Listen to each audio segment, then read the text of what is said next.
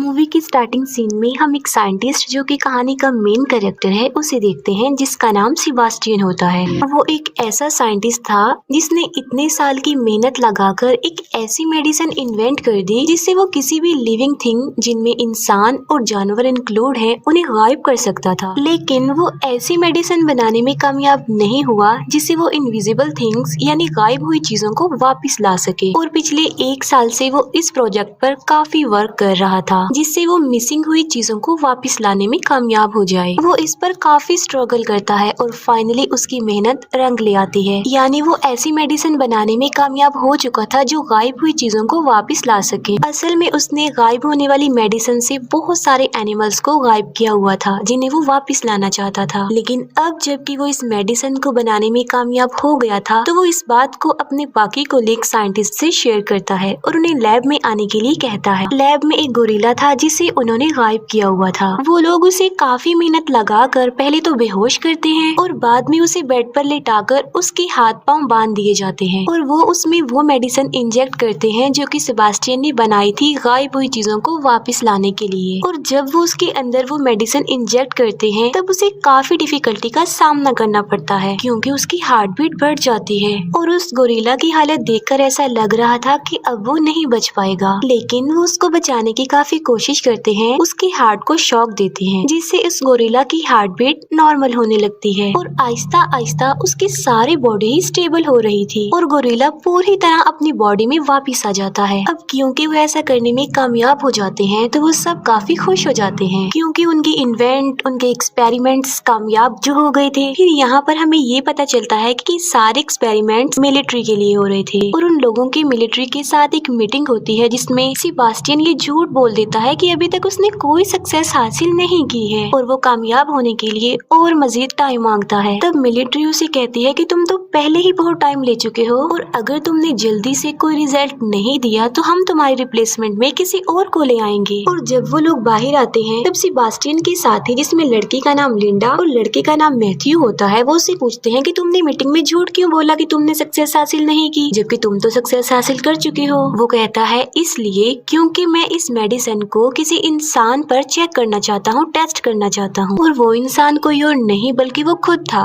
Sebastian था, जिस पर वो अपने बाकी कोलीग से मीटिंग करता है। और वो यहाँ पर भी अपने कोलीग से झूठ बोल देता है कि आर्मी ने हमें इस मेडिसिन को इंसानों पर टेस्ट करने की परमिशन दे दी है जबकि ऐसा कुछ नहीं था और मैं इसे अपने ही बॉडी पर टेस्ट करना चाहता हूँ। और लिंडा और मैथ्यू भी उसका इस बात पर साथ देते हैं, हालांकि ये झूठ होता है, ऐसा कुछ नहीं होता। सेबास्टियन अपनी बॉडी में गायब होने वाली मेडिसिन इंजेक्ट करवाता है जिसकी वजह से उसे काफी पेन होती है और आखिरकार वो गायब हो जाता है। लेकिन वो साथ साथ बेहोश भी हो जाता है और उसे वापस होश में आते आते तकरीबन 17 घंटे लग जाते हैं। और जब वो होश में आता है तब वो लाइट को बेयर नहीं कर पा रहा था और वो लाइट ऑफ करने के लिए कहता है। तब सारी लाइट्स ऑफ करवा दी जाती हैं। सेबास्टियन अब कम्प्लीटली गायब हो चुका था और उसकी बॉडी का टेस्ट किया जाता है, यानी उसकी बॉडी का चेकअप होता है जिसपे पता चलता है कि उसकी बॉडी बिल्कुल नॉर्मल है। आसपास जितनी भी गर्ल्स होती हैं वो खुद को सेफ महसूस नहीं कर रही थी बल्कि वो अनकंफर्टेबल फील कर रही थी क्योंकि उन्हें अपने आसपास सेबास्टियन की प्रेजेंस का एहसास हो रहा था। 3 दिन गुजर चुके थे और अब सेबास्टियन को विजिबल करने यानी वापस उसे उसकी बॉडी में लाने का टाइम हो चुका था और वो उसमें वो मेडिसिन इंजेक्ट करते हैं जिसे वापस लाया जा सकता हो। तब फिर से सेबास्टियन को पेन होती है और मुसीबत की बात ये होती है कि वो विजिबल भी नहीं हो पाता और उसकी हालत काफी नाजुक हो जाती है। वो अपनी मौत के बहुत करीब होता है। अब क्योंकि उनके पास और कोई रास्ता नहीं होता तो वो सेबास्टियन को एक मास्क पहना देते हैं ताकि वो सब उसे देख सके और इस बात को लेकर सेबास्टियन काफी गुस्सा हो जाता है और उसकी मैथ्यू से बहस हो जाती है। वो उस पर शाउट करता है कि 10 दिन में जितनी तुमने मुझे पेन दी है, जितना लाइट में जलाया है, उसकी पेन सिर्फ मैं ही महसूस कर सकता हूँ। अब क्योंकि सेबास्टियन विजिबल नहीं हो पा रहा था तब उसकी मेंटल स्टेट भी खराब हो रही थी। इतने दिन से वो इनविजिबल था और काफी परेशान था जिसकी वजह से वो यहाँ से जाना चाहता चाहता था। और एक दिन तंग आकर सेबास्टियन लैब से बाहर चला जाता है और सीधा अपने घर आ जाता है। घर आकर वो अपने नेबरहुड की एक लड़की को देखता है जिस पर वो पिछले कुछ अरसा से नजर रख रहा था। सेबास्टियन अपना मास्क उतार देता है और उस लड़की के घर की डोरबेल बजाता है और जब वो दरवाजा खोलकर देखती है तब वहाँ पर कोई भी नहीं होता क्योंकि सेबास्टियन इनविजिबल जो था और वो उसके घर में घुस जाता है। लिंडा सेबास्टियन के घर आती है और वो देखती है कि वहाँ पर उसका मास्क पड़ा हुआ है जिसे देखकर वो डर जाती है। लिंडा वापस लैब में आती है और अपने बाकी कोलीग से वो मीटिंग करती है कि सेबास्टियन हमारे लिए किसी खतरे से खाली नहीं है क्योंकि वो मास्क के बगैर घूम रहा था और इनविजिबल भी था। और तभी वहाँ पर सेबास्टियन आ जाता है। लिंडा उसे वार्न करते हुए कहती है कि अगर तुमने आज के बाद ऐसा किया तो वो मिलिट्री को तुम्हारी शिकायत कर देगी। तब सेबास्टियन लिंडा की इस बात पर एग्री हो जाता है, लेकिन अभी भी सबके दिल में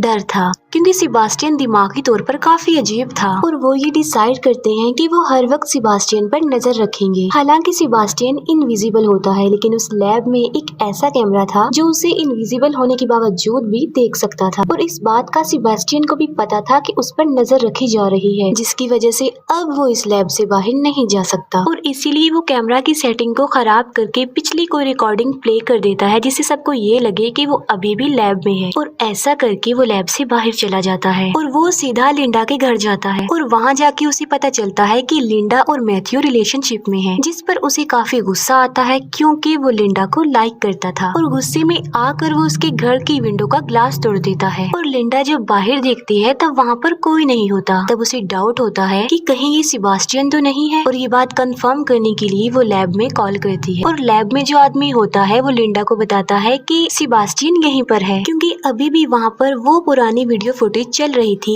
जब सेबास्टियन बेड पर लेटा हुआ था, जिसकी वजह से वो समझता है कि सेबास्टियन वहीं पर है लेकिन वो वहाँ पर नहीं होता। सेबास्टियन जब लैब में वापस आता है तब उसे काफी गुस्सा आया होता है और वहाँ पर वो एक डॉग को मार डालता है। नेक्स्ट डे जब एनिमल डॉक्टर जानवरों को खाना देने आती है तब वो देखती है कि वो डॉग मरा हुआ है और वो इस बारे में सेबास्टियन से पूछती है कि कहीं ये तुमने तो नहीं किया, जिस पर सेबास्टियन उसे कहता है कि मैं इस बारे में कुछ नहीं जानता। तब कंफर्म करने के लिए वो सारे वीडियो फुटेजेस चेक करती है लेकिन उसे कुछ भी पता नहीं चल पाता। रात को फिर से सेबास्टियन लिंडा के घर पर जाता है और वहाँ पर लिंडा को सेबास्टियन की प्रेजेंस का एहसास होता है और उसे शक होता है कि वहाँ पर जरूर कोई ना कोई है और इस बार वो खुद लैब जाकर चेक करती है। तब उसे पता चल जाता है कि सेबास्टियन ने उन्हें पागल बनाने की कोशिश की है क्योंकि वहाँ पर सेबास्टियन होता ही नहीं है। तब वो डिसाइड करती है कि ये बात वो अपने सीनियर डॉक्टर को बता देगी। तब लिंडा और मैथ्यू उस सीनियर डॉक्टर के पास जाते हैं और उन्हें सब कुछ बता देते हैं। ये बात सुनकर उस डॉक्टर को काफी गुस्सा आता है और वो लिंडा और मैथ्यू को इस प्रोजेक्ट से हटा देते हैं। उन दोनों के जाते ही वो सीनियर डॉक्टर इस बात को अपने बाकी साथियों को भी बताने लगे थे लेकिन वो फोन डेड हो गया था और तभी वहाँ पर सेबास्टियन पहुँच जाता है और सीनियर डॉक्टर को पानी में डुबोकर मार डालता है। नेक्स्ट मॉर्निंग सेबास्टियन वापस लैब में आ जाता है। लिंडा और मैथ्यू उस सीनियर डॉक्टर की कॉल का वेट कर रहे थे क्योंकि आज उनकी मीटिंग थी। अब क्योंकि वो सीनियर डॉक्टर मर चुका था तो उसकी कोई भी कॉल नहीं आती। तब चेक करने के लिए लिंडा उस डॉक्टर के घर पर कॉल करती है। तब उसे पता चलता है कि डॉक्टर की पानी में डूबने की वजह से डेथ हो गई है। तब लिंडा डिसाइड करती है कि वो इस प्रोजेक्ट के बारे में सबको बता देगी क्योंकि सेबास्टियन की रियलिटी यानी कि वो इनविजिबल है ये सिर्फ वही लोग जानते थे जो लैब में थे, बाकी और किसी को भी इस बारे में कुछ नहीं पता था।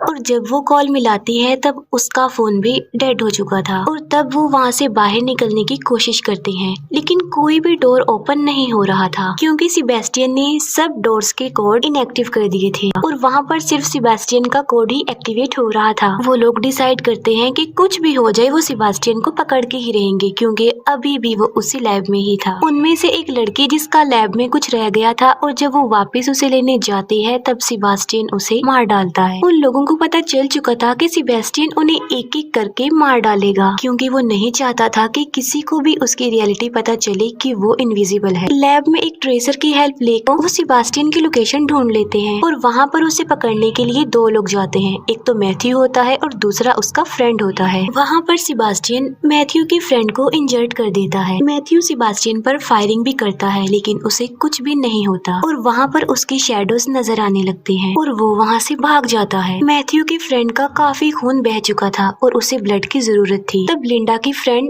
ब्लड लेने जाती है और वहाँ पर सेबेस्टियन भी पहुँच जाता है और वो उस लड़के को मार डालता है और इतनी ही देर में मैथ्यू का फ्रेंड भी मर जाता है। अब सिर्फ 3 लोग ही जिंदा बचे थे, जिनमें थी लिंडा, मैथ्यू और उनका वहाँ पर एक और फ्रेंड। अब वो लिंडा की फ्रेंड को ढूंढते हैं जो कि ब्लड लेने गई थी और उसकी डेड बॉडी उन लोगों को एक फ्रीजर रूम में मिलती है। लिंडा और मैथ्यू के अलावा जो सर्वाइवर था सेबेस्टियन उसे भी मार डालता है और वो उसे लोहे के रॉड से मारता है। और जब मैथ्यू अपने फ्रेंड को बचाने की कोशिश करता है तब सेबेस्टियन उसे भी इंजर्ड कर देता है। वो लिंडा और मैथ्यू को उस फ्रीजर रूम में बंद करके फ्रीजर ऑन कर देता है और उन लोगों को वहीं पर छोड़ देता है और वहाँ से चला जाता है। वो उन दोनों को कोल्डनेस की वजह से मारना चाहता था और फ्रीजर का टेम्परेचर आहिस्ता आहिस्ता डाउन होता जा रहा था, लेकिन लिंडा फिर भी हिम्मत करके दरवाजा तोड़ने की कोशिश करती है, लेकिन वो ऐसा नहीं कर पाती। मैथ्यू जो कि काफी इंजर्ड था और इसी वजह से वो बेहोश होता है। फिर हम सेबेस्टियन को देखते हैं जो कि अच्छे से रेडी हो जाता है और एक केमिकल को यूज करके एक बॉम्ब बनाता है और बाद में उसका टाइमर सेट करके वहाँ से चला जाता है। दूसरी तरफ लिंडा भी मैग्नेटिक पावर का यूज करके दरवाजे को खोलने की कोशिश कर रही थी और इस बार वो कामयाब भी हो जाती है और डोर ओपन हो जाता है। डोर ओपन होने के बाद वो मैथ्यू को वहाँ से निकालने लगती है और उसके पास आग जला देती है क्योंकि उसकी बॉडी काफी ज्यादा ठंडी हो गई थी। और अब लिंडा उस जगह पर जाती है जहाँ पर सेबेस्टियन होता है। सेबेस्टियन जो कि लिफ्ट में था और लिफ्ट का दरवाजा बंद होने ही वाला होता है कि तभी वहाँ पर लिंडा आ जाती है। लिंडा के हाथ में एक सिलेंडर होता है जिसे वो जलाकर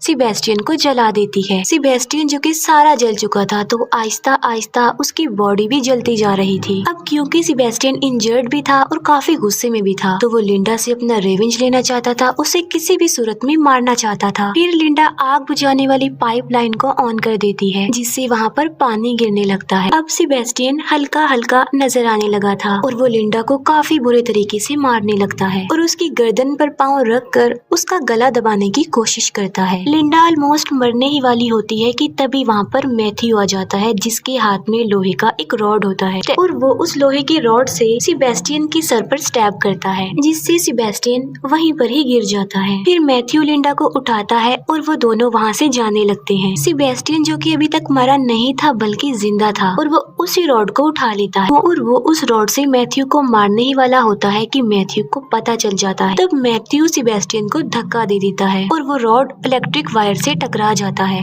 और करंट सेबेस्टियन की पूरी बॉडी में फैल जाता है जिसकी वजह से सेबेस्टियन वहीं पर गिरकर बेहोश हो जाता है। फिर लिंडा और मैथ्यू उस जगह पर जाते हैं जहाँ पर सेबेस्टियन ने वो बॉम्ब सेटअप किया हुआ था।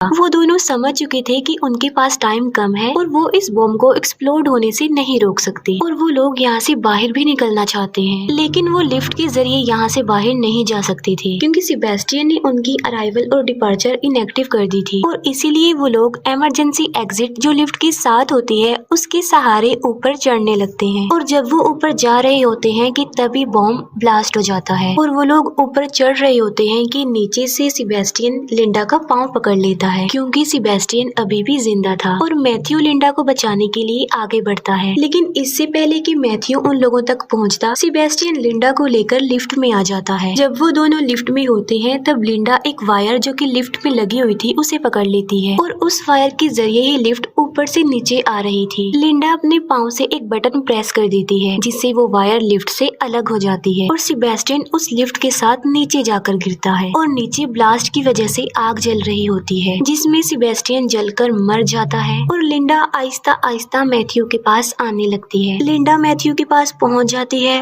और वो दोनों बच जाते हैं और खुश होते हैं और इसके साथ ही ये मूवी यहीं पर एंड हो जाती है।